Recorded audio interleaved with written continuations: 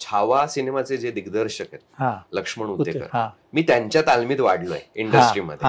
आणि म्हणजे त्यांच्या अगदी पहिल्या सिनेमापासून टपालपासून ते मी आज तागायत त्यांच्याबरोबर असोसिएटेड आहे. आणि ते माझ्या मोठ्या म्हणजे भावासारखे आणि माझे मोठे भाऊच आहेत ते.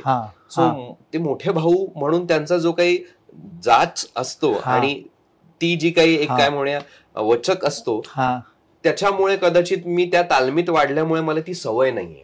आणि ते नेहमी त्यांनी मला नेहमी शिकवलंय सर, की आपण कितीही काही करत असलो तरी म्हणजे त्या व्यक्तीकडनं ती गोष्ट शिकण्यासारखी आहे. तो माणूस आणि मी म्हणजे अगदी या सगळ्या गोष्टींचा म्हणूया साक्षीदार आहे मी. त्यांना मी बघत आलोय आणि म्हणजे त्याच्यावर आपण एक वेगळे एपिसोड्स होतील सर.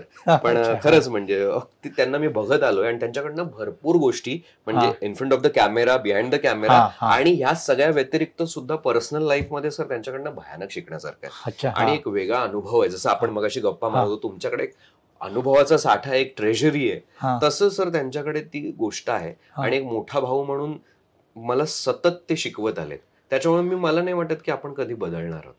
म्हणजे त्याच्यामुळे मी कधीच बदलणार. ग्लॅमरच्या क्षेत्रात राहूनही तू तुझा बेस जो आहे तो सोडणार नाही सोडणार सर. मी जे म्हणलं तुला घट्ट ठेवण्यासाठी सुद्धा तेवढेच प्रयत्न करावे लागतील. घट्ट ठेवण्यासाठी मी सतत वाचन, चांगले सिनेमे, चांगली नाटकं, चांगल्या कलाकारांची कामं, ह्या सगळ्या गोष्टी आपल्याला जास्त शिकवतात किंवा त्या जमिनीवर ठेवतात. चांगले लेखक, चांगले डायरेक्टर्स, जसं मी म्हणलं लक्ष्मण सरांचं उदाहरण दिलं की लक्ष्मण सर इतकं सगळं केल्यानंतर पण ते तेवढेच ग्राउंडेड आहेत.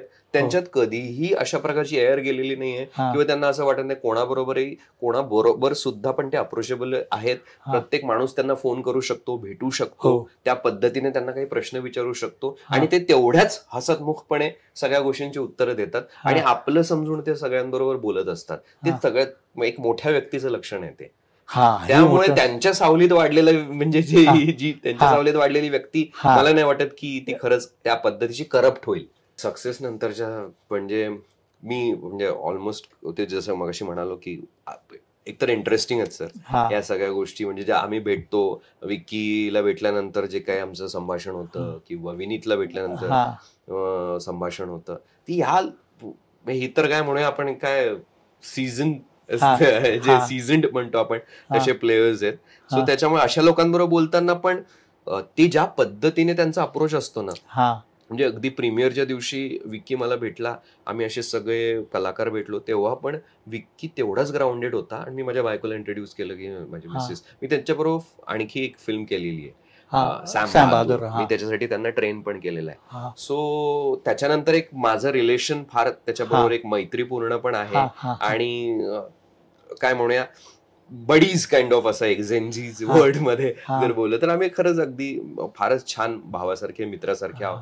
त्यामुळे तो बोलताना पण त्याचा अप्रोच तसाच असतो, भाई भाई असं. सो त्यामुळे त्या दिवशी मी इंट्रोड्यूस केल्यानंतर तो ज्या पद्धतीने म्हणजे इतक्या सगळ्या म्हणजे सगळ्यांच्या नजरा त्याच्यावर खेळल्या आहेत, सगळे त्याच्याकडे बघतायत, लोक त्यांच्याबरोबर फोटो काढण्यासाठी मरतायत लिटरली. आणि तो सगळं आणि मॉब आणि त्याच्याबरोबर बाउन्सर्सचा अख्खा विळखा घातलेला आणि त्याच्यात तो आम्हाला वेलकम करतोय. आणि त्याच्यानंतर माझ्या बायकोला लिटरली अरे भाभी आई आपण फोटो काढूया, आपण ग्रुप फोटो काढूया, फॅमिली फोटो काढूया.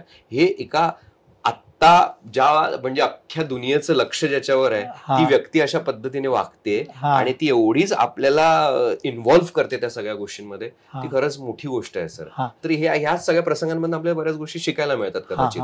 इव्हन आता मी लक्ष्मण सरांबरोबर परवा सरांकडे आम्ही होतो, त्या फॅमिली म्हणजे आमची एक्सटेंडेड फॅमिली आहोत लिटरली आम्ही. माझ्या घरचे सगळे डिसिजन्स आणि सगळ्या गोष्टी माझ्या आईवडिलांसारखे ते पण घेतात. त्यामुळे आम्ही असतो सगळ्या आमच्या जे काही फॅमिली, जे काही आमचे काय जेवण म्हणूया, डिनर्स म्हणूया, असे त्या दरम्यान आम्ही आता जस्ट भेटलो होतो. आम्ही फॅमिलीची एक छोटीशी सक्सेस पार्टीचा एक केक कापला आम्ही, त्यांची फॅमिली आणि माझी मिसेस आणि आम्ही सगळे आणि त्यांची बहीण आणि त्यांची मुलं, इतकेच आम्ही 10-12 लोक होतो घरी त्यांच्या एव्हरशाईनला असतात ते. सो केक कापला आणि त्याच्यानंतर आम्ही गप्पा मारत होतो आणि सर इतकेच नॉर्मल छान बसले, छान गप्पा मारतायत, त्यांच्या छोटी त्यांची पुतणी आहेत, त्यांच्याबरोबर खेळतायत. आणि ते म्हणाले की म्हणजे खरंच मी म्हणलं ना मगाशी की त्यांच्याकडनं इतक्या गोष्टी शिकायला मिळतात. ते म्हणाले की हे आज आहे, उद्या असेल आय डोंट नो, पण मला काम करत राहणं महत्वाचं आहे आणि तेवढंच त्याच्यासाठी तेवढंच काटेकोरपणे त्याचा अभ्यास करत राहणं महत्वाचं आहे, तरच त्या गोष्टी राहतील. सर ह्या गोष्टी जर आपल्याला आज म्हणूया एक सौभाग्य आहे की तुमच्यासारखी लोक, लक्ष्मण सरांसारखी लोक लाभलीत आपल्याला आणि त्यांच्याकडनं शिकायला मिळतं, तर मला असं वाटतं की माणूस कधीच चेंज होणार नाही. ऑफिस पण केवढं किती सुंदर आहे, ऑफिसला राहून फारच सुंदर आहे, फार सुंदर ऑफिस आहे. त्याचं जे काही पद्धतीने मांडणी केलेली आहे ना, जे का कॅमेरामनचं आणि दिग्दर्शकाचं ऑफिस कसं असायला पाहिजे, एक्झॅक्टली, म्हणजे त्याची पर्सनॅलिटी जी आहे किंवा त्याची वैशिष्ट्य ती त्या ऑफिसमध्ये रिफ्लेक्ट झालेली आहे. एक्झॅक्टली, हे फार महत्वाचं आहे. राईट. म्हणून आणि अशा प्रकारची लोकच आपल्याला ग्राउंडेड ठेवतात. मला असं वाटतं की इतकं तुम्ही सगळ्या लोकांनी कार्य केलेत आणि इतकं काय काय बघितलेलं आहे ज्याच्यातलं आमचा अर्ध पण जन्म त्यामुळे सर, आणि जरी झालं पुढे काय हे केलं तरी माणसाने मला असं वाटतं शिकत राहावं. जसं लक्ष्मण सरांचं उदाहरण मी सांगताना सांगितलं की लक्ष्मण सर तेच म्हणतात की माझं काम मला बोलणार आहे, माझं काम माझ्याबद्दल बोलणार आहे. मी सतत मेहनत करत आलो म्हणून आज कुठेतरी मी पोहोचलो. नक्कीच पण नक्कीच. ज्या माणसाने सर विचार करा सर, ज्या माणसाने पॉपकॉर्न विकले, आत्ता परवाचं उदाहरण सांगतो सर, आम्ही रात्री ऑलमोस्ट 1:30-2 पर्यंत सोबत होतो आणि गप्पा मारतो, फॅमिली आणि फक्त सर एवढंच म्हणाले की म्हणजे अगदी मी पहिल्यांदा शेअर करतोय सर, आणि सगळं अप्रिशिएट करत होते घरचे, म्हणजे वहिनी अप्रिशिएट करत होत्या, त्यांची छोटी सुनबाई अप्रिशिएट करत होती आणि मुलगी अर्थातच माझी बायको सगळे. सो ते एवढंच म्हणाले की शिवाजी पार्कात, छत्रपती शिवाजी पार्कात, मुळात शिवाजी पार्कला दादरला शिवाजी पार्कला आपण म्हणजे लहान मी असताना, अगदी 10वीत 9वीत असताना मी तिथे पॉपकॉर्न विकायचो. म्हणजे काय म्हणूया, आपल्या बाबासाहेबांच्या पुण्यतिथीला आणि परत बाळासाहेबांची भाषणं व्हायची सभा, दसरा मेळाव्याला, त्या दरम्यान मी पॉपकॉर्न विकायचो, प्लेटमध्ये वडे विकायचो, शेंगदाणे विकायचो, सीझन नुसार म्हणाले की मी करायचो. आणि आज त्याच जागेवर मी प्रमुख पाहुणा आहे आणि मी कविता वाचतोय मराठी, मनसेच्या त्या कार्यक्रमात.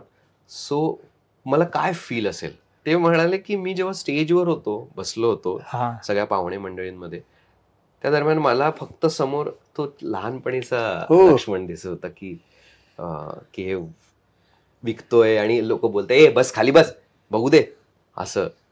सो त्या पद्धतीने, आणि आज त्या ठिकाणी मी कविता वाचतोय. कट्टू सर, काय असेल सर. मग असं वाटतं की आपण कोण आहोत, मी कोण आहे, तुमची तर मोठी कारकीर्द आहे सगळ्यांची, तर आपण काहीच नाही, आपल्याला खूप काय करायचंय अजून आयुष्यात, खूप मिळवायचंय. अशी व्यक्ती जिने वडापाव आणि पॉपकॉर्न विकलेत, आज त्याच मैदानांमध्ये कविता वाचायला मिळते, त्याला खास बोलवण्यात येते, त्या व्यक्तीला राजसाहेब आग्रह करून बोलवतायत आणि अशा पद्धतीचा म्हणजे मान मिळतोय. काय हवंय आयुष्यात. पण हे कुठून आलंय सर, ही मेहनतीतनं आलं.